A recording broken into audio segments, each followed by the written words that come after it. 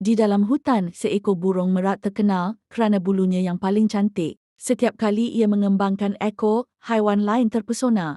Di dahan berhampiran, seekor burung gagak hanya memerhati diam, hitam dan dipandang rendah. Setiap pujian untuk merak, hati gagak dipenuhi cemburu. Suatu hari, gagak menyebarkan cerita, kononnya bulu merak dicuri dari burung lain. Haiwan mula menjauh, merak dipandang sinis. Merak murung, berhenti mengembangkan ekornya. Namun apabila hujan lebat melanda hutan, bulu merak yang besar menjadi basah dan berat. Merak hampir lemas di sungai. Tanpa disangka, gagak yang dicemburui itulah yang memanggil bantuan dan menuntun merak ke tebing.